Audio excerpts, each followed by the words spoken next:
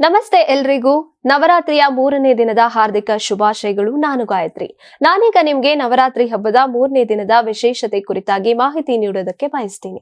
ನವರಾತ್ರಿಯ 3ನೇ ದಿನದಲ್ಲಿ ಚಂದ್ರಘಟ ದೇವಿಯ ಆರಾಧನೆ ನಡೆಯುತ್ತೆ.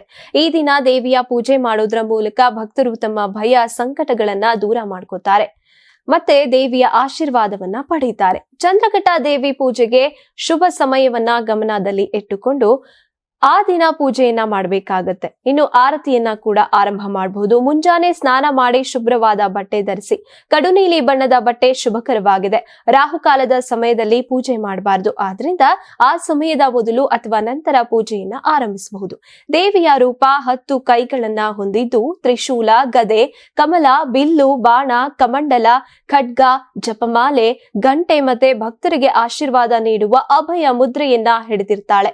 ದೇವಿಯ ಈ ರೂಪ ಧೈರ್ಯ ಮತ್ತೆ ಶೌರ್ಯದ ಸಂಕೇತವಾಗಿದ್ದು ಭಕ್ತರನ್ನ ಎಲ್ಲಾ ನಕಾರಾತ್ಮಕ ಶಕ್ತಿಗಳಿಂದ ರಕ್ಷಿಸುತ್ತೆ. ಪೂಜೆಯನ್ನ ಪ್ರಾರಂಭಿಸುವುದಕ್ಕೆ ತುಪ್ಪದ ದೀಪ ಮತ್ತೆ ಧೂಪ ಬೆಳಗಿಸಿ. ದೇವಿಯ ಹೂವಿನ ಮಾಲೆ ಮತ್ತೆ ನೈವೇದ್ಯವನ್ನ ಅರ್ಪಿಸಿ. ಹಾಲು, ಒಣಹಣ್ಣನ್ನ ನೈವೇದ್ಯಕ್ಕೆ ಬಳಸಿ. ಇನ್ನು ಮಂತ್ರವನ್ನ ಉಚ್ಚರಿಸಿ ಕೊನೆಯಲ್ಲಿ ಆರತಿಯನ್ನ ಮಾಡಿ ದೇವಿಯ ಆಶೀರ್ವಾದವನ್ನ ಪಡೆದುಕೊಳ್ಳಿ.